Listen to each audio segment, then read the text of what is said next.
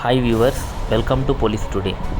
ఆంధ్రప్రదేశ్ రాష్ట్ర ఇన్ఛార్జ్ డీజీపీగా ఉన్న శ్రీ హరీష్ కుమార్ గుప్తా గారి స్థానంలో నూతన డీజీపీ ఎంపిక కోసం కసరత్తు మొదలైంది. ఇందులో భాగంగా ఈరోజు రాష్ట్ర ప్రభుత్వం 5 సీనియర్ ఐపీఎస్ అధికారుల జాబితాను యూనియన్ పబ్లిక్ సర్వీస్ కమిషన్కి పంపించడం జరిగింది. ఈ జాబితా నుండి union public service commission 3 senior IPS అధికారుల పేర్లను సెలెక్ట్ చేసి తిరిగి రాష్ట్ర ప్రభుత్వానికి పంపుతుంది. ఈ జాబితా నుండి ఒకరిని రాష్ట్ర ప్రభుత్వం డీజీపీగా నియమించే అవకాశాలు ఉన్నాయి. దీంతో నూతన డీజీపీ ఎవరన్న అంశంపై సర్వత్రా ఉత్కంఠ నెలకొంది.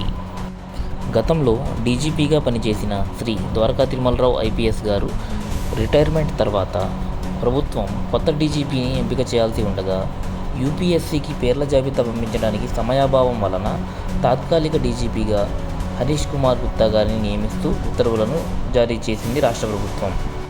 హరీష్ కుమార్ గుప్తా ఐపీఎస్ గారు గతంలో ఎన్నికల సమయంలో ఎలక్షన్ కమిషన్ ద్వారా డీజీపీగా నియమించబడి ఉండటం వల్ల ఈ ప్రభుత్వంలో ప్రాధాన్యత లభించింది.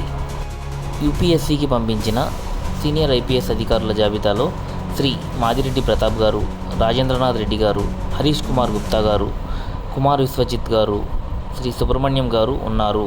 వీరిలో 3 కేంద్రం ఎంపిక చేసి ఆ జాబితాను రాష్ట్ర ప్రభుత్వానికి పంపుతుంది. వారిలో ఒకరు ఫుల్ టైం డీజీపీగా రాష్ట్ర ప్రభుత్వంచే నియమించబడతారు.